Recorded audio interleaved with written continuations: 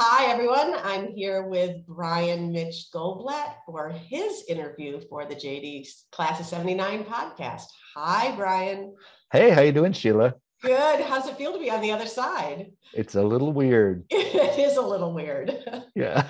But I'm looking forward to this. I'm Yeah. interested in what you have to say because it was your idea to begin with. And so I'm sure you have a lot to say. I do. Okay. So let's start off with, okay, we know you went to Genesee Hills. We've heard it enough times in the videos. I did. Well, yeah.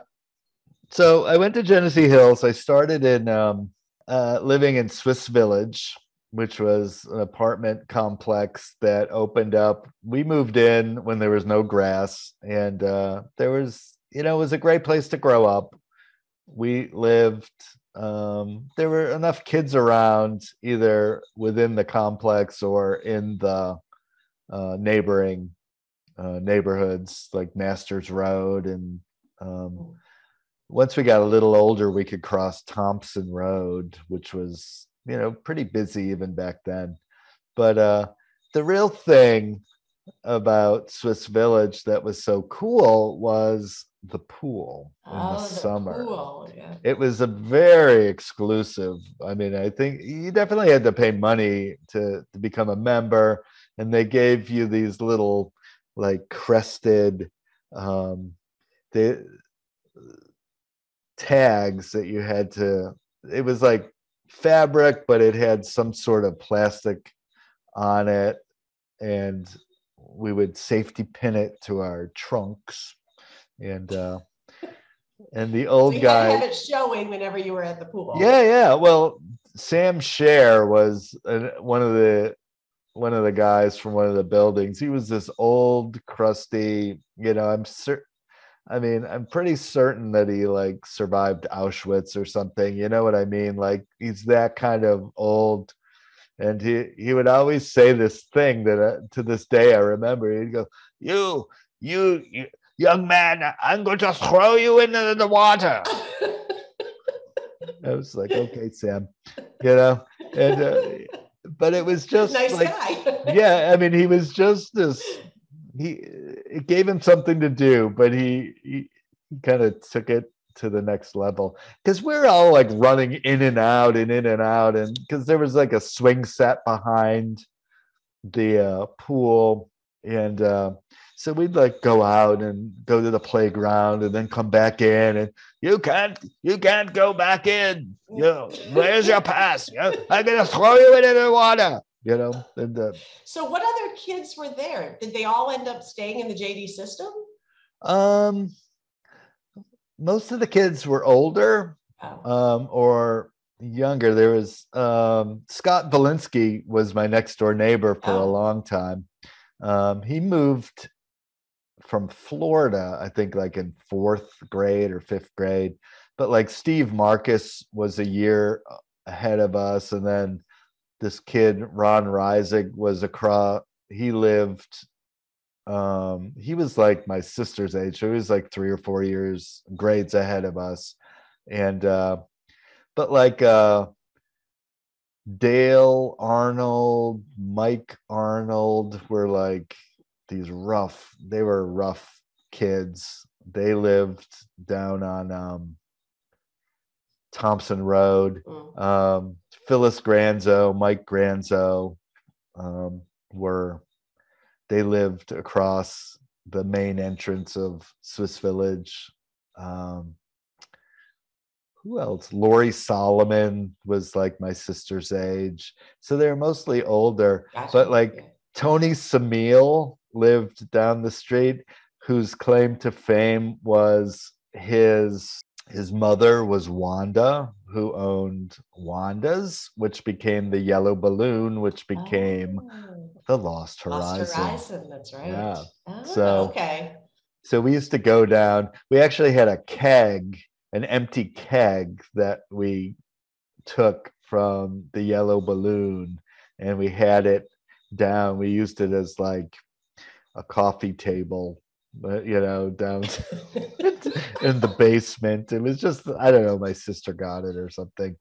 But yeah, there was always kind of an interesting place. And then you moved to Lansdowne Road. Lansdowne, that's right. So we lived lower Lansdowne, and that was, I think, the summer between 5th and 6th grade. So I was already going into middle school. Oh.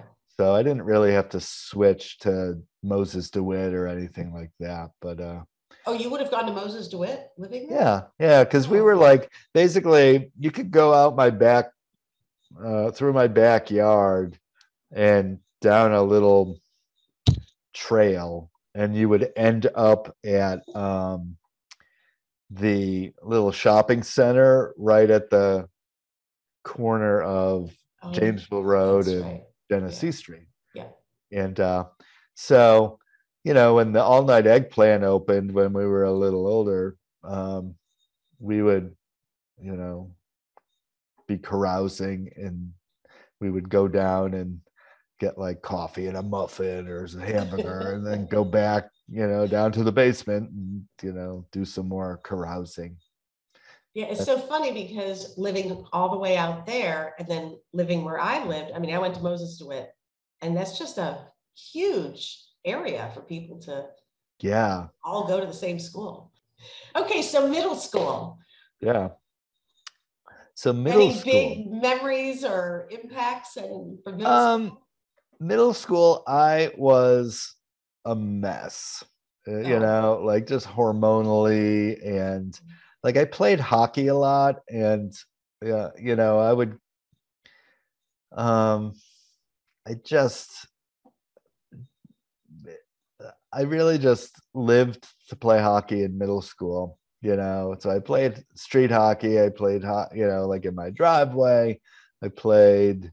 Did you have a lot of kids around there that played hockey also? Is that how No, it was weird. Like lower Lansdowne, there was Bob Fix and Ross Farnham lived up the street. And then Craig Williams lived kind of around the corner on, I think it was Pelham Road. And so Craig Williams would come over, and he and I would play in our driveway. And Jim Jetter would come down he lived up on in DeWitt Hills someplace, and he would come down and play. And but yeah, there wasn't. You just got into it from being in the neighborhood, and then you went on to more organized hockey. Is that what it was? Well, I played hockey, like mid-state youth hockey, out at the fairgrounds at the Coliseum from the time I was really young. My sister was a figure skater, and so I learned, like I would go to public skating and that kind of thing out there. And in the summer, they had open skating down at the War Memorial. And so we would go down there, but it was like these city kids were down there, and it was a little bit scary. It'd be my sister, Phyllis Granzo, and myself sometimes. So I don't really remember. I usually just made friends with people down there. And so one day I had a Minnesota North Stars jersey on. It was green and yellow stripes. And this other kid had a Minnesota North Stars jersey on. And the other kid was skating, and he was a good skater. He was, a hockey player, and his name was Tiger.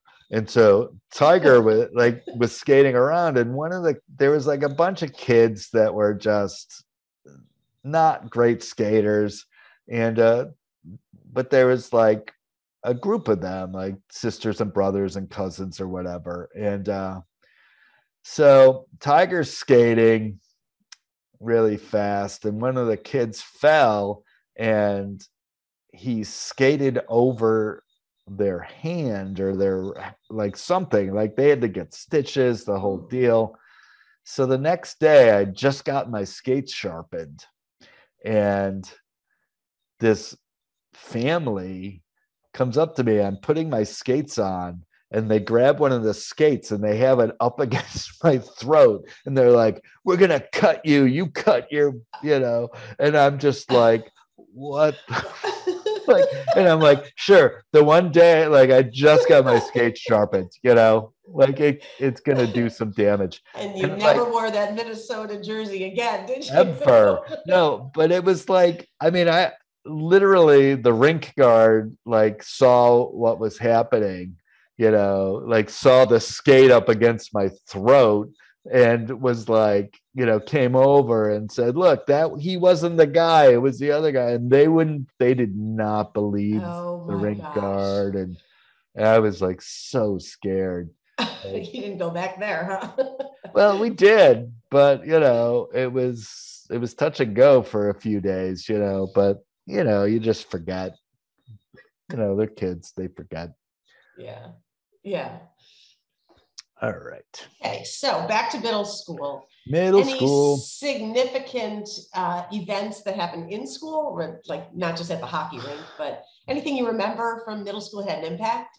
Well, it's funny. I met Jim Dates and I became, fast friends. And in middle school, we met. I remember there was like if it was really lousy weather out, they would just have like open gym in the gym.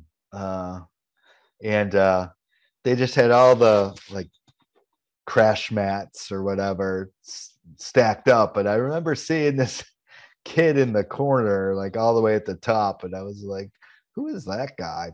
And that was Jim. And so, like, I don't know how we ended up getting together, but we became friends. I started going to his house on Friday nights, and his parents went bowling on Friday nights. So, like, 8th, ninth grade, we started. I remember going over there. I had just gotten Bruce Springsteen's Born to Run. And so we listened to that. Mhm. So whenever that was. But I might have gone over before that, but I don't think so. That was the seminal moment. Born to Run. Excellent. So, yeah. Any other like pivotal moments in middle Well, school? it's funny because you think about how teachers affect your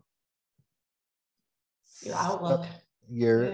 just what you like. They can nurture or they can harm your feeling about a class, or a subject based on how they treat you.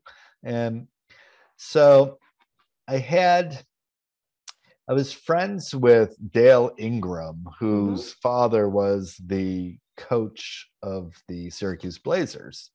And we were in science class together in Mr. Spofford's class.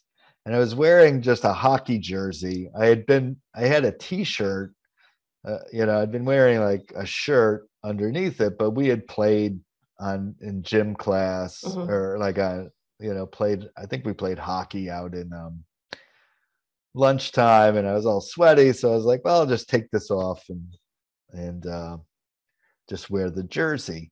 Well, it was loose and bulky. And, I mean, I was really embarrassed about this, but like I had, like zits all over my body from, hockey equipment and not showering after, practice and stuff like that. And, but I didn't really think anything of it because like we were just paired up doing like I don't even know what we were doing, something, checking the hardness of rocks or something. I don't even remember. And so Spofford comes around and is checking on everybody. And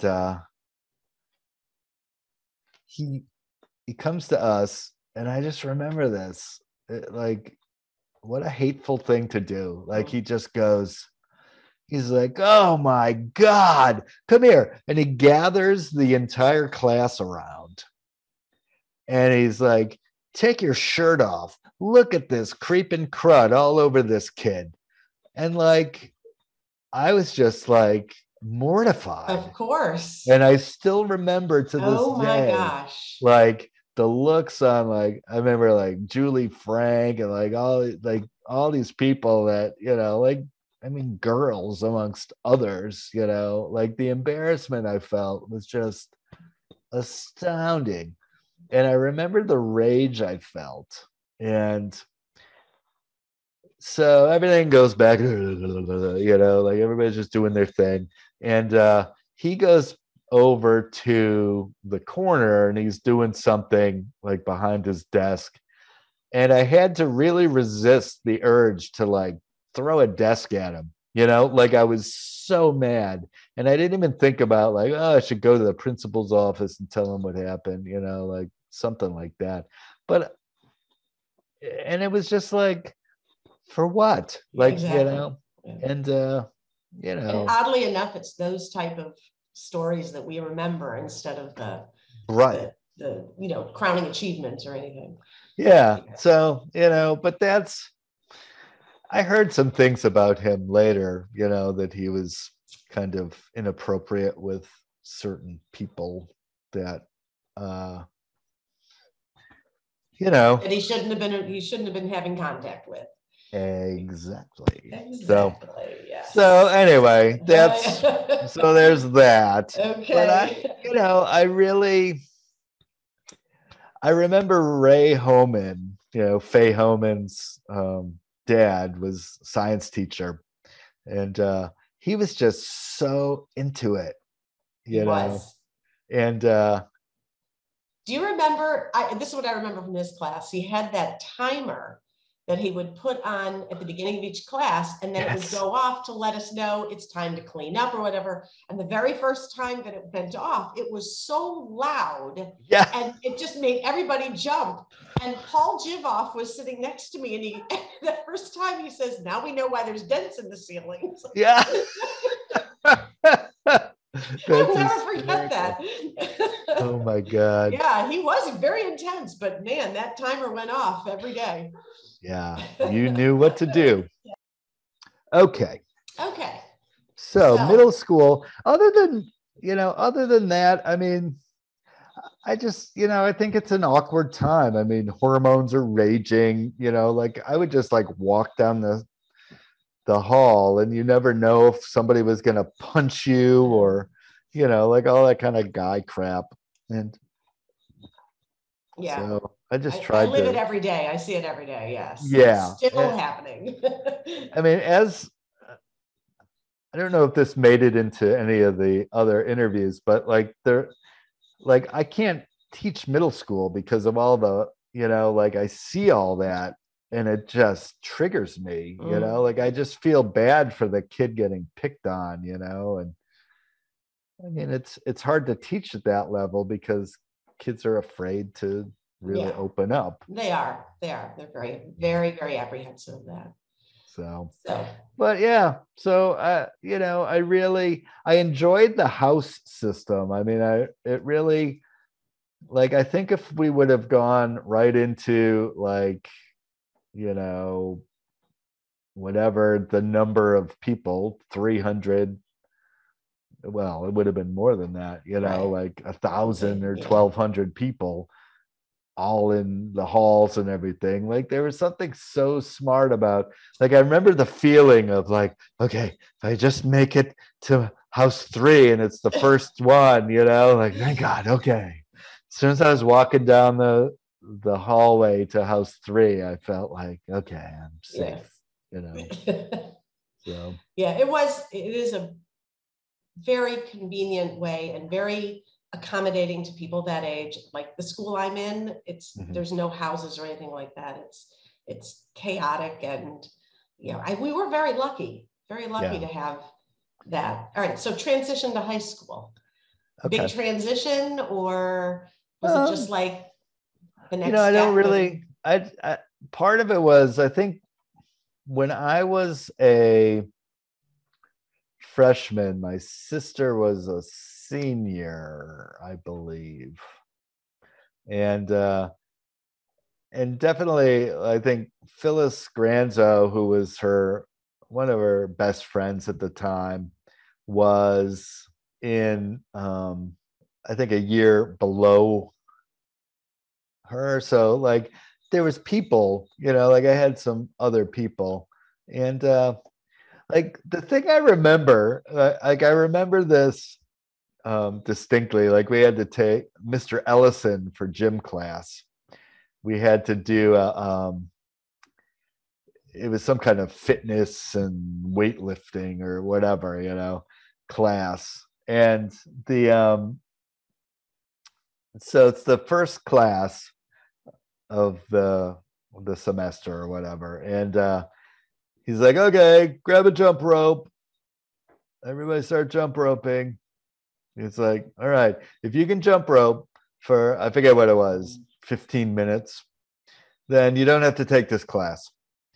And, so I'm going, and slowly, one by one, people are just dropping out, and I'm like in my head, I'm like, there's no way he's like, if I do this, that he's going to allow me to not take this class, but I was like, screw that. I'm not going to let him beat me. And I was the only one.